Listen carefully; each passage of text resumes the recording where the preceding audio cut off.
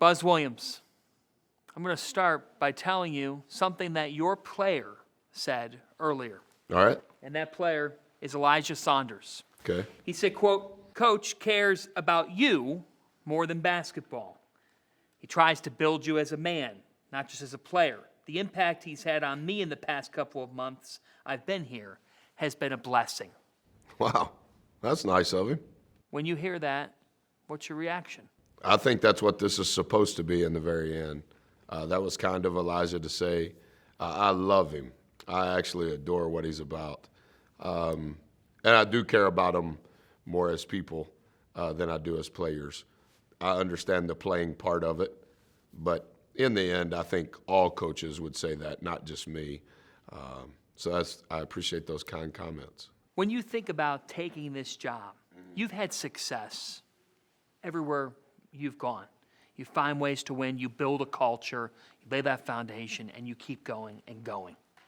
How much do you feel like College Park, the tradition of Maryland, all of that is the perfect fit for you right here, right now? Yeah, really excited. I tend to agree with everything you said about College Park, the success. There's evidence of the success, John, not just of the multiple Hall of Fame coaches, not just of multiple NBA players, but of the support of the community, of the state. And it's not just in an era, it's been in all decades. And so there's sustainable data that suggests you have every opportunity, regardless of the model of college athletics, to be successful. And so I feel very honored to be the steward and really excited for the opportunity. New league for me, but also new opportunity, brand new team. So there's a lot of work in front of us, but really thankful for the chance, for sure. I think about it.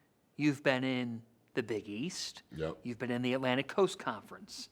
You've been in the SEC. Sun Belt. You've been in the Sun Belt. Is that everybody?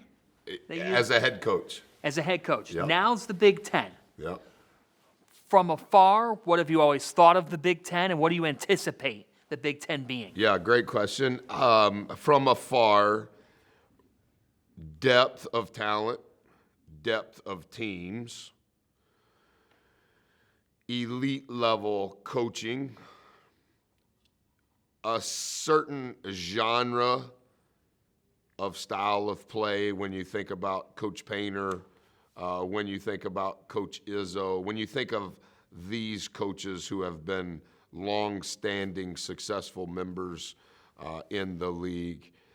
So I know my career pales in comparison to those, so I'm not trying to compare, but really grateful just to be in the mix, to learn from those coaches and the opportunity that's in front of us. What is a Buzz Williams player? What's your ideal? If you get into the laboratory and you're putting together the characteristics that you look for, what is it? Non-positional, pass, dribble, shoot, skill. They care who wins and who loses. They're the first to the floor, whether the ball is on the ground, and they're the first in the air if it's a loose ball in the air, whether that's a rebound or a deflection. Play the entire span of the court, north and south, east and west. Great teammate, high-level communicator, excited for every possession, ability to reset mentally and emotionally to the next possession, no matter what happened the previous possession.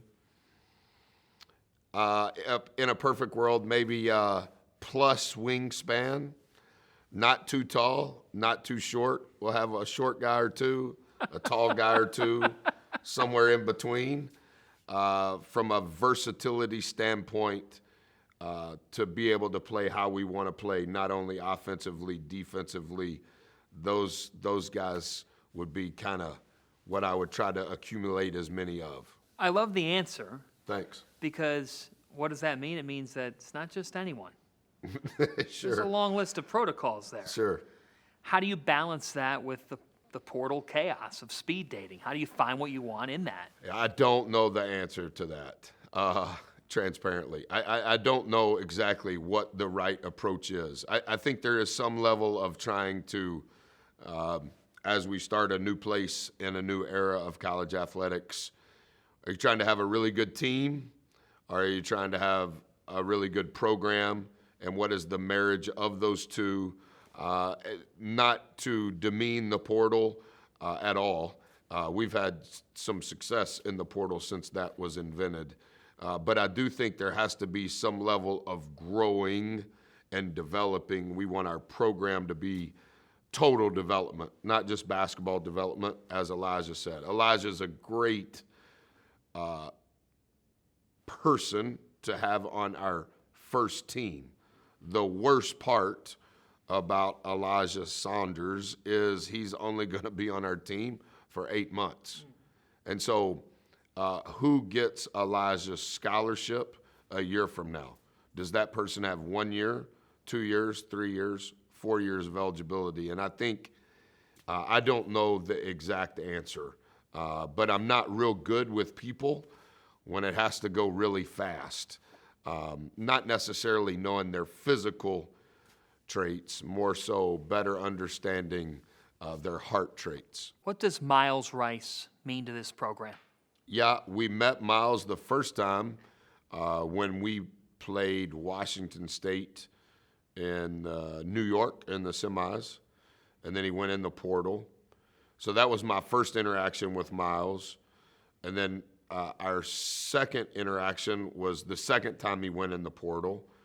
And he and his parents, John, I don't think this is ever, I don't have a computer, so I don't know if it's been stated, but he was actually on campus visiting Texas A&M when I had to make a decision for the job. And so I just told them then, mid-visit, hey, I'm not going to be able to finish your visit.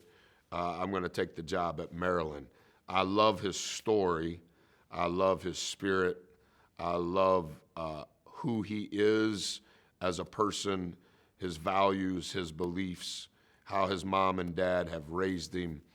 Somebody was asking me earlier today saying that he had a bad year last year, and I was like, oh, I didn't know. I just know that I believe in who he is. What about your big fella, Pharrell Payne, and everything that he stands for, both as a player and person, what he means, his impact for this program is going to be what? Yeah, I told him yesterday, he and I text a lot, and we were texting about what he was going to wear today. And Are you a stylist? No, but the kids know that I like clothes, and so he was asking me. So long story short, Gochi is not in that group of tell me a buzz player. He's more on the tall side. And but the combination of You're willing to bend the rules a little. yeah, he has no pollution in his heart, none. If you meet his mom and dad, you do not have to have any sentence about basketball at all. And even with Gochi, I don't know if I've ever said anything to him about basketball unless he's been on the court. He has great joy in his life. He has no ulterior motives. He is pure in regards to how he thinks and who he is. He is an unbelievable human being. One of our NBC Sports games in the non-conference comes on November the 15th when you and the Terrapins will head to Milwaukee to take on Marquette. Okay. How much have you thought about heading back to Milwaukee and returning to Marquette? There were 2 games scheduled, John, when I was hired. Marquette was one. Georgetown was one. It's the first time that Maryland has played Georgetown in a long, long time. And then I did not know when I was hired that Maryland and Marquette were mid-part in a home-and-home. I think of it fondly when I do think of it. Transparently, I haven't thought of it a lot because we've had a lot going on since we were hired. Incredible time in my family's life. Our youngest child was born in Milwaukee. Our oldest 3 children started school in Milwaukee. Of course, I remember all of the players. I remember all of the coaches.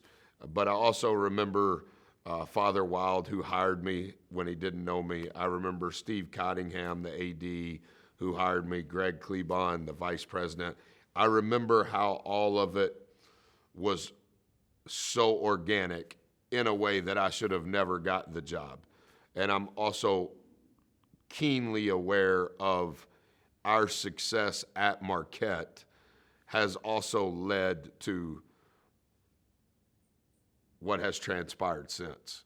And so, like, in the most humble way, I'm so overwhelmed with gratitude for our time in Milwaukee, the relationships that we started there, that we still have there. A special, special time. You know those fans well and that community well. What do you anticipate the emotion and atmosphere of that game I to be? think they will be 100% cheering for Shaka Smart and their team and the Golden Eagles, and that's what they should do. And anything directed towards Maryland and or Buzz Williams, they're entitled to. They're as good of fans as there are in the country. And I remember, I don't think they play in the Bradley Center anymore. They do not. But I remember playing in the Bradley Center, the pregame song, the commitment of the students for the 11 a.m. New Year's Day game versus Villanova and Jay Wright. I remember all of it like it happened yesterday. Coach, you are one of at least 3 former student managers to now be a coach in the Big Ten. And who are the other ones? Dusty May, Yes. Nico Medved. Yeah, and Coach May was a manager for Coach Knight at Indiana. Yep. And Coach Medved, Nico was at Colorado State. Nico was at Drake. Nico was at Furman. Oh, he was a manager at Minnesota? Yeah. Good for him. Yes. That's an incredible story. So what got you into student managing? Oh, I went to a junior college down the road because I was paying my own way to college. That was the cheapest place I could go. The coach there is now 88, and he's been with me the last 17 years. He retired when he was 71 from Navarro College, and so it was. Yeah, I didn't know what else to do. I knew I wanted to be a coach. I didn't know it was going to turn into all this. I was hoping someday I could be an assistant for Coach Orr at Navarro. To that point, you are in the Navarro Junior College Hall of Fame as a, quote, floor maintenance manager. I'm good at the floor now. What's the key to getting a great shine? Yeah, so have you ever seen a mop? Have you ever used a mop? I have. Not a broom, a mop. Yes, I have used a mop. Okay. I've had a few spills in my lifetime. And the mop that you use to sweep the floor, right? Technically it's an oval.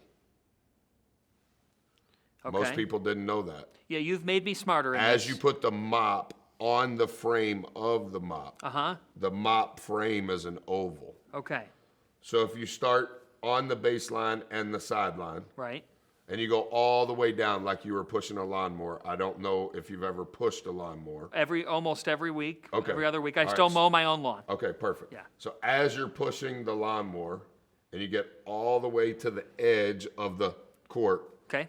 and you turn the mop and you begin to head down the next row of the lawnmower, do you know if you do that each place, you will miss all corners, because the corners you can't sweep with an oval mop. Right. You're not following me, John, I can tell. Because you have a 0 turn I have a 0 turn. riding lawnmower. I don't think you're using a push mower, John. I am using a push mower. Are you sure? Is I'm it al- electric or gas? It is gas. It's gas, yeah. It is gas? Yes, yes. Coach, I'm a And does Yeah. it have a bag on it? Coach, you're our 37th interview of the day. Yeah, and I've done 37 interviews too, and I still have great energy, John. You've Does got it have perfect- a bag on the lawnmower? I have outstanding energy too. This mower's got a bag. Where is the that bag? is big time, and Is that it coming out of the back? the clippings fill into that bag. In the back. Yes. Okay, and yes. how often do you have to unload the clippings within one mowing? I'm gonna say 4 to 6 times. John, I have you a are deep doing backyard. really well for NBC if you have to empty it 4 times in one mowing. Well, the lawn doesn't. Remember, Coach, global warming. We can get into climate change here as time goes on, but that has affected lawns in July, August, the dog days of summer. So as a result, my lawn doesn't grow as much as I would like it to. I got to look at some fertilizer types. Maybe you and Yes. I can go I to can Home help you. Depot. You can help me? That's how I paid my way to college. I had my own yard service. Nobody's ever asked did? me. But that's how I paid my way to college. How many houses and yards did you manage? I have every house I've ever mowed, the address, and how much I got paid. And how much do you think you made? I mean, you tracked it, so how much? $7,348. So I guess my thought process in this is, we were talking about mopping. Yes, don't know- okay, because yeah. a lawnmower, a push lawnmower, Yeah, push lawnmower. the same thing applies. If you're mowing a square and you have a push lawnmower, you're going to have to make an extra trip around the corners to get all 4 corners. Got it.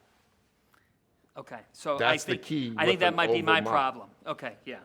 Yeah, I have not done a good enough job. In of- the corners. Oh, in the corners. That's why you have to weed eat extra in the corners because your lawnmower's not getting it.